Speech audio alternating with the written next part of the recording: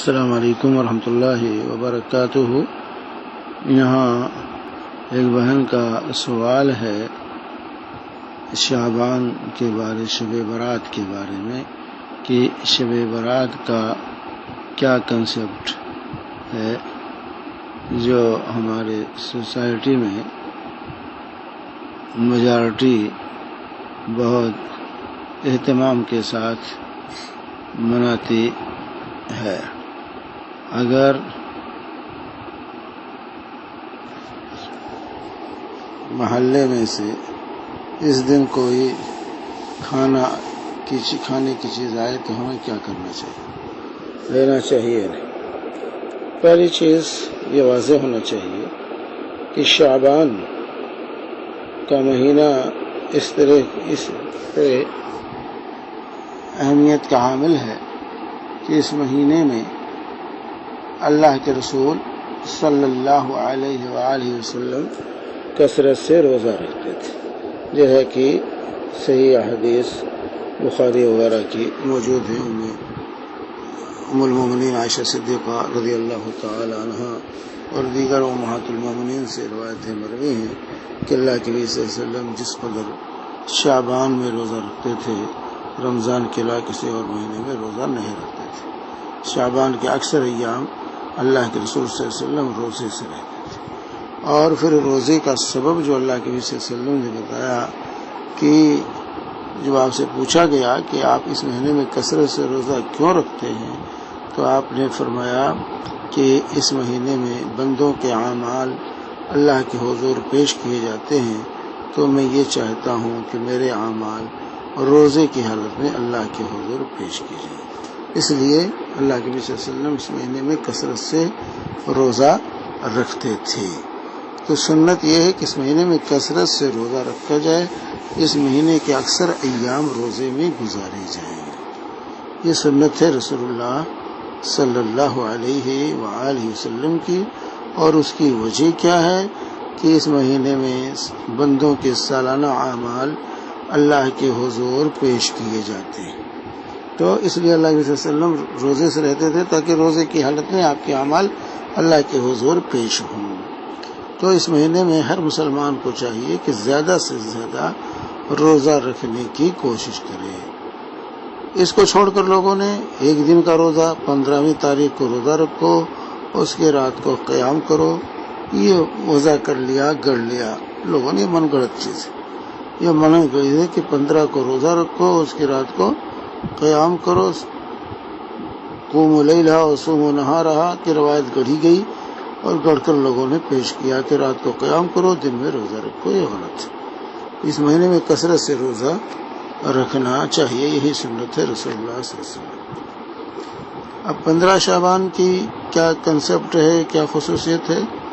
15 شعبان کی خصوصیت یہ ہے کہ یہ شیعوں کے نامولود امام 12ویں امام کی تاریخ پیدائش۔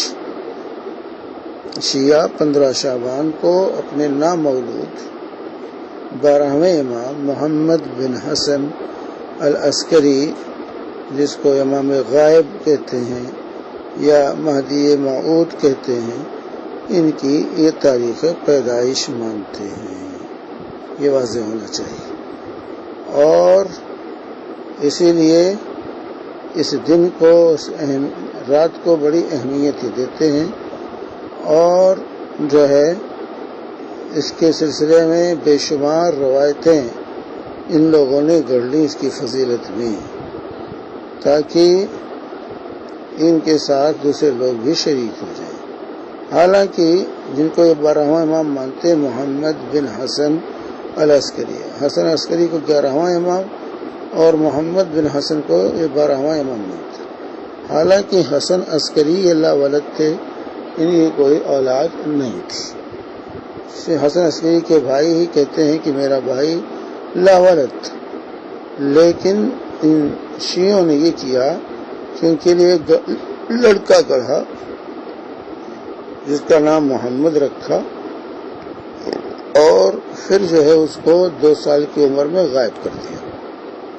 کا، یہ 2-2.5 سال کے تھے، 2 سال 2.5 سال کے، اور اسی وقت یہ جو ہے ان کے گھر میں جو ہے سرنگ تھا، اسی سرنگ میں چلے گئے، ایک سرنگ میں گھس گئے، اور پھر وہاں وہ جا کر کے آرام فرما ہے، اور وہ قرب قیامت پھر ظاہر ہوں گے، نکلیں گے۔ یہ ان کا مختصر تصور ہے جو امام غائب کے سلسلے میں۔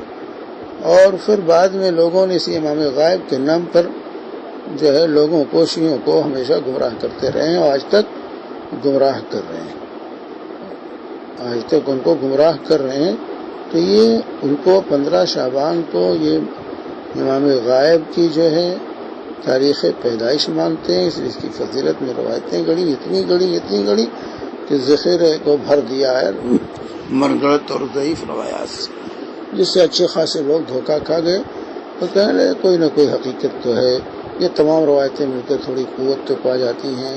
اس طرح کی باتیں لوگوں نے کہنی شروع کر لی، اتنی زیادہ مسئلہ ہے کہ جھوٹ اتنا بڑھو کہ لوگوں کو سچ کا یقین ہونے لگے۔ تو لوگوں نے 15 شعبان کے سلسلے میں اتنا جھوٹ بولا، اتنی روایتیں گڑھی کہ لوگوں کو اس کے سچ ہونے کا جو ہے شبہ پیدا ہو گیا، اور اس طرح کی باتیں آنے لگیں۔ حالانکہ اس تمام روایتیں ضعیف، تمام روایتیں 15 شعبان کی فضیلت میں جو بیان کی جاتی ہیں ضعیف ہیں۔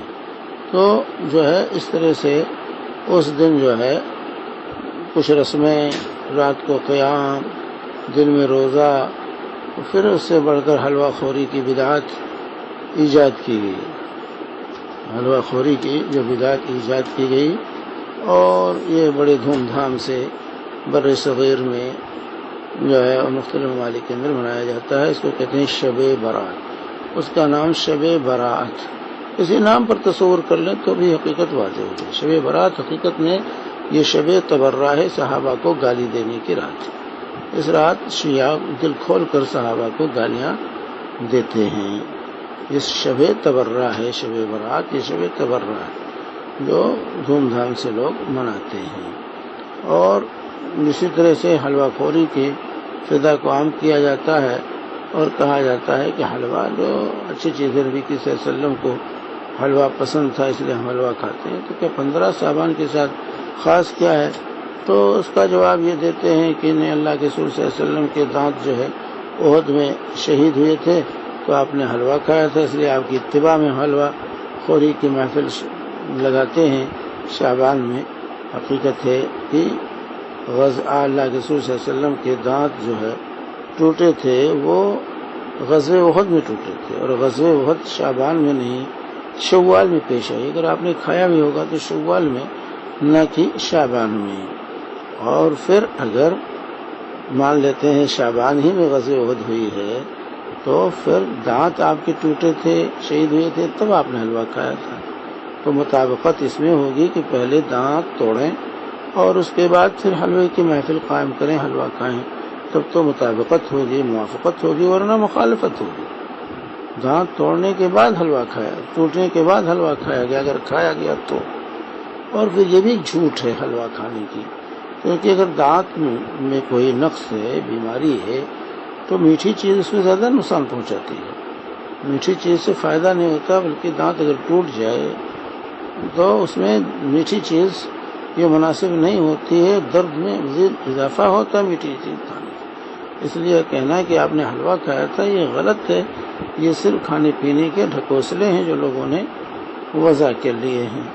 اسی طرح ایک بات اور کہی جاتی ہے لوگ کہ جو ہے اویس قرنی رحمہ اللہ نے جو ہے جب سنا کہ رسول پاک صلی اللہ علیہ وسلم کے دانت شہید ہوئے تھے، تو انہوں نے اپنے تمام دانت توڑ لیے اور پھر ان کے کھانے کے لیے حلوہ دیا گیا۔ تو ہم اس میں جو ہے اس لیے بھائی یہاں معاملہ یہ ہے، اولاً تو اویس قرنی اتنے بیوقوف آدمی نہیں تھے کہ اپنے دانت توڑ لیں، کیونکہ کسی مومن کے لیے جائز نہیں کہ اپنے جسم کو اذیت پہنچائے، اس لیے جائز نہیں۔ اور شیخ اویس قرنی یہ بہت بڑے تابعی ہیں، ان سے اس کا تصور نہیں کیا جا سکتا، اور اگر انہوں نے توڑا ہے تو ان کی مکمل اتباع دانت توڑ کر حلوہ کھانے میں ہوگی، نہ کہ صرف حلوہ خوری میں۔ تو بہرحال یا حلوہ خوری کی محفل اور جو کچھ شب برات کے نام سے کیا جاتا ہے، یہ سب بے بنیاد ہے۔ جیسے یہ عقیدہ رکھنا کہ روحیں آتی ہیں، روحوں کے آنے کا عقیدہ یہ کفریہ عقیدہ ہے، اسلام نہیں۔ اللہ تعالیٰ نے تو فرمایا وراءہم برزخ الی یوم یبعثون، جو مر گئے وہ قیامت تک کے لیے برزخ میں چلے گئے، اب اس دنیا سے ان کا کوئی تعلق نہیں، یہاں نہیں واپس آ سکتے ہیں یا وہ واپس نہیں آ سکتے ہیں۔ تو اس طریقے سے مختلف عقیدے جو اس سلسلات کے سلسلے میں رکھے جاتے ہیں یہ بے بنیاد ہیں۔ ان بدعات و خرافات سے انسان کو بچنا چاہیے اور جو ہے سنت کے مطابق اس مہینے میں کثرت سے روزہ رکھنا چاہیے۔ اب اگر کوئی شخص حلوہ یا کوئی کھانے پینے کی چیز اس دن کی مناسبت سے دیتا ہے تو اس کو نہیں لینا چاہیے، واپس کر دینا چاہیے، اس کو لینا کسی طرح جائز نہیں ہے۔ وصلی اللہ علیہ نبینا محمد وعلی آلہ وصحبہ وسلم۔